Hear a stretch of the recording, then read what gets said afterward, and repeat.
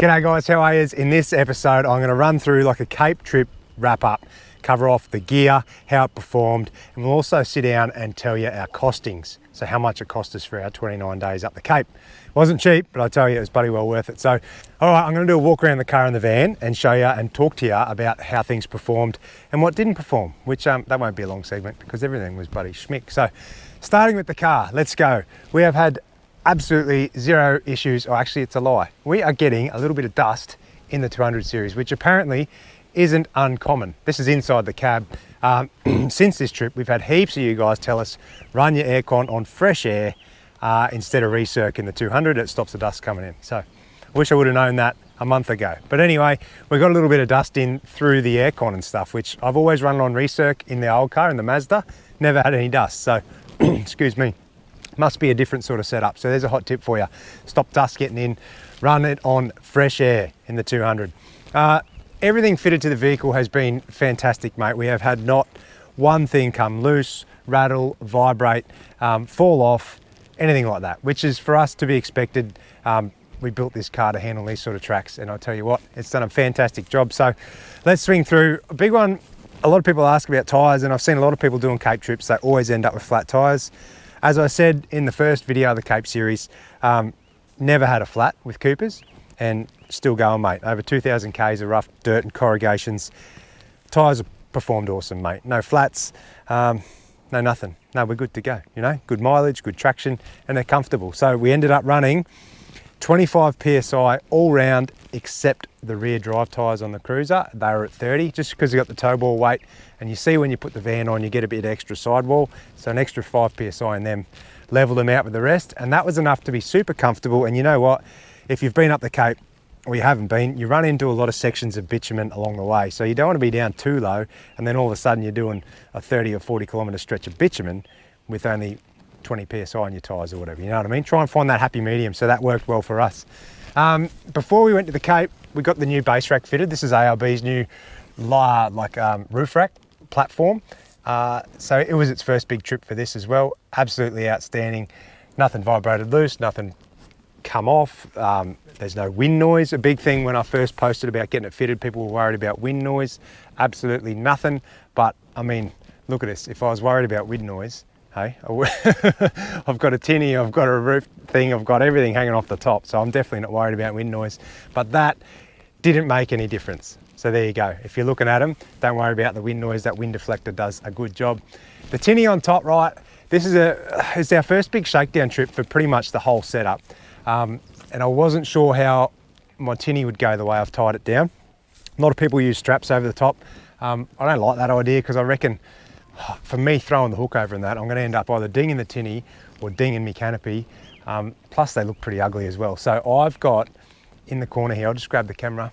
I've got, you'll see that, turnbuckles.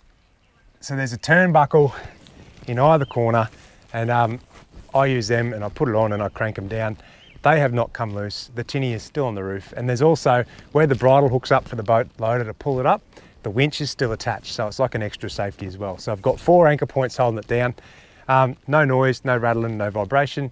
So I'm stoked with the way that's set up. Same with the whole boat loader set up on the roof. There's nothing to worry about, you know. You just fang down dirt roads, you shake the crap out of everything, you get there and it's all still on the roof. So I'm bloody stoked. Dust-wise in the canopy, I showed you in the first episode about how we adjust the locks and put it in there. Have a look at that, mate, hey? Absolutely killer. No dust whatsoever in there. All my electrical and camera gear and stuff and the outboard stays dust-free and secure, locked away in the canopy. So, mate, I could rave on about Norwelds all day. They are the bee's knees, but you know your gear's gonna be dry and safe and dust-free on any trip you wanna tackle. So, one thing I will tell you about, see how bloody shiny this car is? It's pretty nice, isn't it? So, I can't take credit for that, but there's a young fella in Cairns who runs a detailing called, I'll give him a plug, it's called RTR Detailing.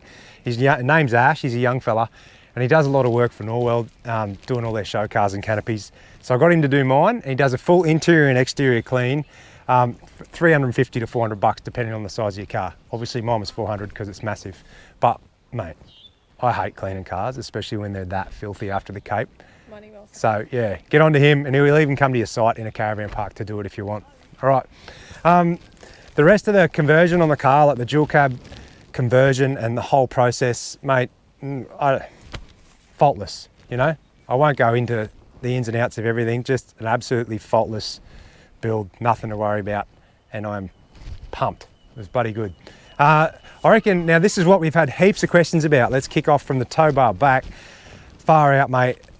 This thing is probably the best money you'll spend if you're going to do any dirt road driving with a caravan on.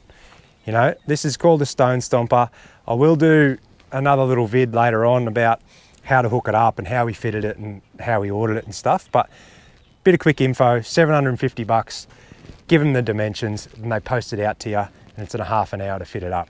But honestly, mate, that has stopped so much. Like, we've had a lot of vans, a lot of different things. Honestly, on dirt roads, when you're doing 80 to 100k an hour, these things do squat, all right? There's so many rocks and everything else that skip up over the top. You end up with rocks on your roof. They can crack your solar panels. They ding the crap out of the front of your van. They chip all your paintwork on your stone, on your checker plate. So, mate, this is great. It's easy. It's a 30-second hookup when you hitch up the van, and it just pumps everything. And the biggest thing is it keeps all the dust down, mate. So we've got, I'll talk about it soon, we've got no dust in our caravan. We've got a few things to stop that, but I reckon this is a big helper. So Stone Stomper, I'll put their info there too, check it out. We've tried everything. We've had rock tamers, we've had homemade things, we've had these. Mate, yep, rate it, absolutely rate it. The van itself, same again, first really big shakedown trip, 2,000 Ks of corrugations, and you hear a lot of horror stories, hey, about caravans up Cape York, about how they shake to bits and your drawers fall apart and microwaves fall out and shower screens fall off. If you're a caravan, you would have heard all these. So you get it in your head, you're like, oh man, what's going to happen to our van? So every time we hit some really rough sections of the PDR, I was sort of peeking out a little bit. I know how well it rides, but at the same time I'm thinking, Jesus, it's pretty rough. How's this van going back there? But mate, faultless. Again, no dust. Nothing rattled loose, nothing broke, nothing damaged. Like, absolutely killer. To be able to pull up after a huge day on the tracks, shaking the hell out of everything, and just walk into your home and it's clean and there's nothing to fix, mate, I'm stoked. And you know, I will give you, I reckon the biggest reason for that, we've had all sorts of like suspension over the years. The ATX, the airbag stuff, mate, legit. If you're going to do tracks like the Cape, the Gibb River Road, and you're building a new van, I think you'd be mad not to put the airbags under it, because it is super smooth, mate. And it not only does it allow you to level your van up when you get somewhere, and it's super easy, but you don't have to worry about it. It rides so good. I actually put a GoPro underneath. I'll show you some footage now, and that's how rough it is. And then you get in the van and there's nothing out of place. So it tells you how good of a job it does. Keep coming. I showed you, same again in episode 1, about how I adjusted all the locks and that. If you have a look in there quick, no dust, mate. So these compression seals sit inside the rim here, and they absolutely get pumped with dust. You can see it all around the outside here, but nothing gets inside. So again, it's worth taking the time to go around, adjust all your locks and make sure they're tight for when you hit the tracks. We did clean the van, finally, only just yesterday. We dropped through, there's a big boys superwash in Townsville, and I spent 40 bucks there in about half an hour just gurneying it. It's still filthy, but most of it is off. Look at that, it's still bloody red dirt everywhere. All right, swing down here. Tyres, again on the van, absolutely killer. I tell you, I do want to talk about disc brakes. Same again, if you're building a new van, definitely look at disc brakes. Not only are they great for performance-wise, and they feel a lot nicer when you're driving, and the brake application, they're sort of a lot smoother. When you're doing a lot of dusty roads, there's nothing to fill up. If you've got drum brakes, they fill up with dust, they squeal, they squawk, they lock up, the magnets wear out, then you've got to pull them apart, clean them, blow them out. Honestly, I've been there, done that. If you're building a new van, disc brakes, absolutely killer. These are our fridge hatches, right? Same again. That's got no dust inside, it's only on the rim. So that stops a lot going in. So instead of having the two normal vents, like one there, you just run 2 hatches with compression seals and a whirlybird on the top. Let's go, what else? Underneath, we did really well, mate. I think the Stone Stomper helps a lot as well, but we've got no damage. There's some stone chips and that on the front of the suspension and the underbody, just getting peppered with little stones.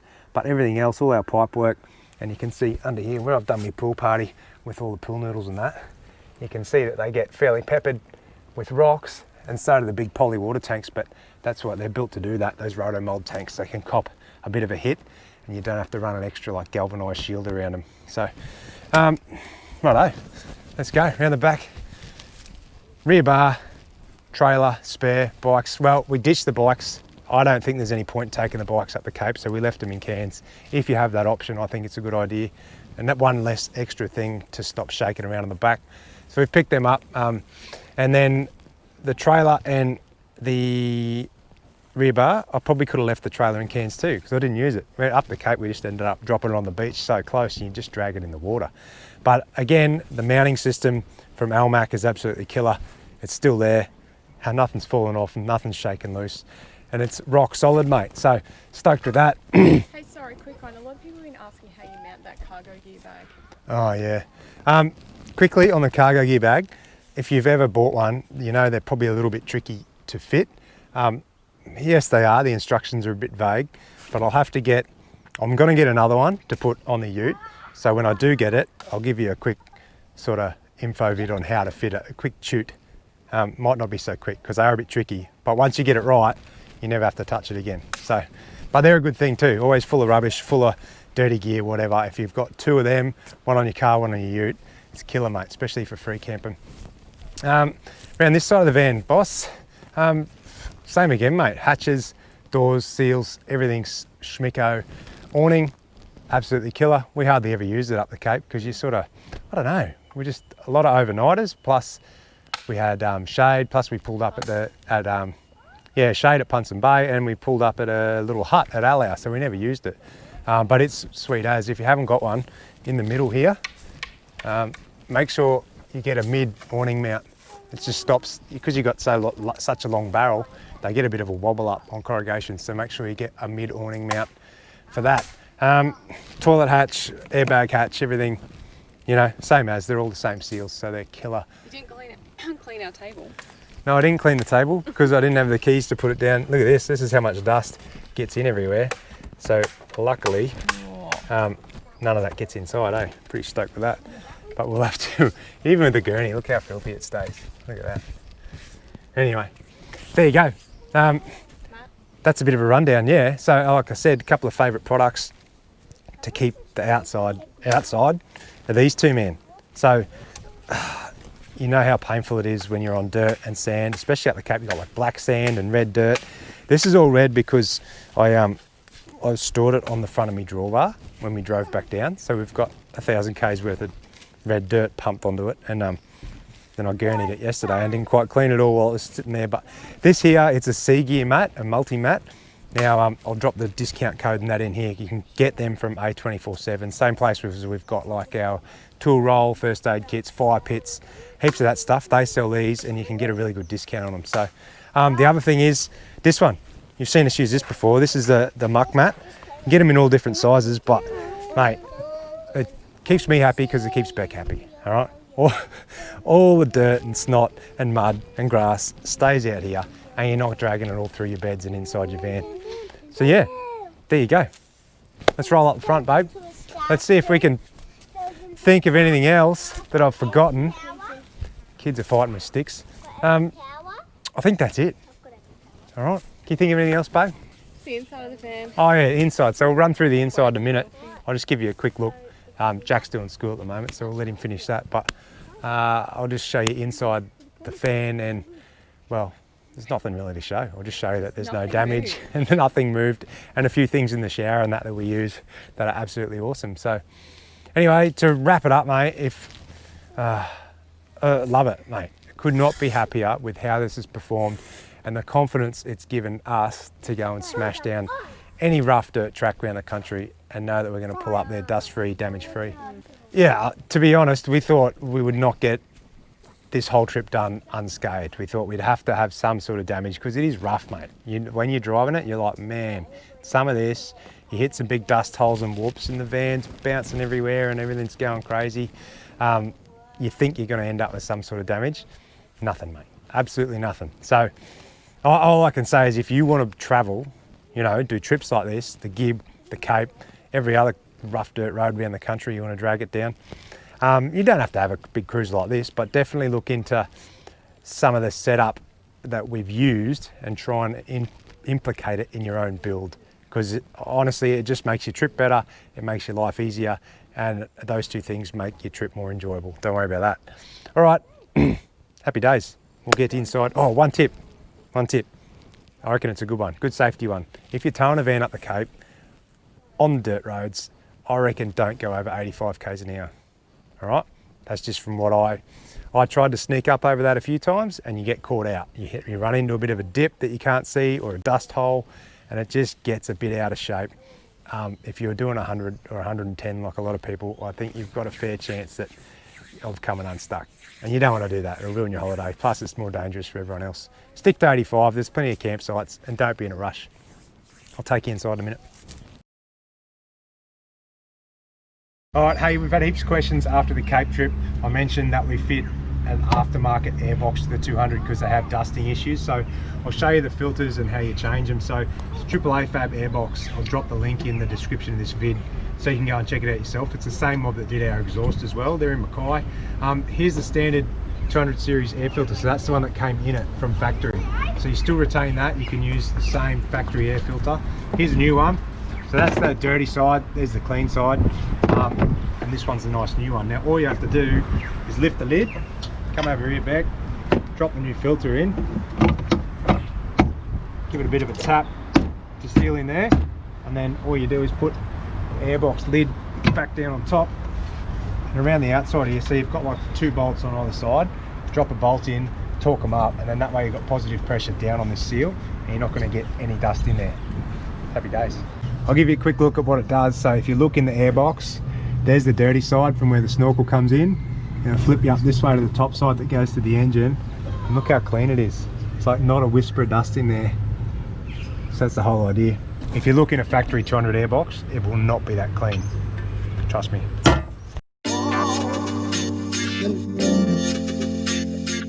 All right, I've got a hot tip for you. I'm going to show you something that you might come across in your van. If your water pressure stops working, so not on water pump, only when you're connected to mains, like when you've got your hose plugged in, but underneath your van somewhere you'll have something that looks like this. And a couple of weeks ago, ours just started, or Beck was like in the shower going, what's going on with the water? And anyway, our water pressure's down, and I went looking, and I found this one. This is on ours, it's right at the entry, so our hose plugs into here, and that's when we were plugged into mains, straight on there. In a lot of vans you'll have a connector either end and a hose. It'll be sort of in line somewhere, but you'll find it, and they're just called a pressure limiting valve, and all it does is limit the amount of pressure going into your van to stop your hoses and that blowing off. So it's sort of going to help not flood your van out by popping hoses and that. But this one's knackered. I found one, right? You can either get them at Bunnings, but Bunnings it was about 80 bucks, and I found one somewhere else. Now I'm going to swear at you now. I found it at the Jayco store in Cairns, but they sell one. It's a 350 kPa, right there, pressure limiting valve, and it was 48 bucks. So there you go. All you do is throw a quick connect on one end, and then a sort of adapter on the other end for ours, and then our garden connector goes on here. Make sure you use lots of thread tape so they don't leak. Make sure you get the pressure right too. So 350 kPa. They come in all sorts of pressures, like 500, 750, 1000. Make sure you keep it down, because that's there for a reason, to stop your hoses blowing off. Come around here and I'll show you where it's plugged into our van. So this is where ours goes. I'm going to have to get a different saddle because the old one was a bit fatter. But all you do is, this is your quick connect. You just get your water hose, you feed it into the quick connect, and push it all the way through till it stops. Give it a bit of a yank to check it. And there you go, that's it. Just plug him back in. Happy days. Now you'll be able to wash your hair, do you? Hey? Lucky me. Won't be yelling out at me in the shower. No, I didn't mind coming to help though. Alrighty, so come inside and I'll give you a quick rundown about how the inside went up the Cape. It's going to be very quick because the actual inside of the van is legit. Mate, it was spotless, it was faultless, it was killer up the Cape. We cannot believe it. we pinch ourselves every day that we got through what we did up the Cape without any dust or damage. So I'll just run through a few quick things we use inside that, honestly, they have to help because we've never had this before and we've always got dust in our vans no matter what we do, taping up vents and stuff. So this one here, the Caravan Sahara, it's a dust fan, like, to reiterate, it's 120 something litres a second in, pushes all those, any little gaps you got in your van, it's going to push out, all right? Don't mind the kids, they're lazing around. We're having a rainy day in here today. It's pretty miserable actually. We've made it all the way down to Victoria between the last time I did the outside, bit of a rundown in the inside, and I realised I hadn't bloody done it. I went to edit the video, I'm like, oh, I never did the inside. So one hot tip I'm going to give you, if you have this Dometic fridge, have a look in here, see what I do. Under here, these couple of screws I put in, they have a habit of this little trim coming off on rough roads, and then when you open your fridge like this, or your freezer, the front surround will fall out and hit you on the feet. That's happened a few times, and I'll do it to this bottom one down here too. Easy job, just a couple of self tappers in there and no dramas. And the microwave dish, mate. This one here is a good one. I've got some bacon in there at the moment. If you just pull your microwave dish out and shove it, usually there's in behind the books there you go, shove that down in one of the magazine pouches so it doesn't bounce around and cause any damage on the inside. I'll leave that there. Everything kitchen wise, sweet. Everyone always asks us what do we put in our drawers. Well, for our cutlery one, we just have like a sort of cutlery sort of drawer with all the little sections in it. That comes with the van, and we don't use anything else. You can see down here we've got a bit of, like, where all the cups have been rubbing around on the bottom on the rough roads, but I don't see any point in putting anything underneath it. They end up like those sheets of sort of foam you can put in, or that stuff that's supposed to stop things moving around. They always just end up getting balled up anyway, you know. Same with plates, we just leave everything in there. We don't have anything that's breakable. We use all bamboo sort of plates and that sort of thing, so nothing can actually break. There's no glass.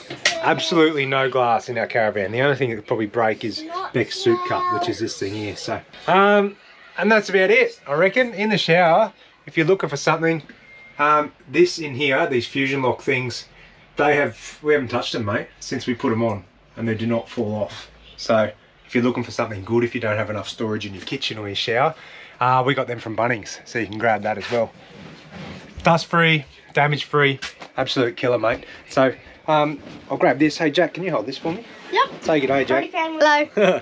Hey, we're going to talk about the budget, right? So for our Cape trip, it was 29 days.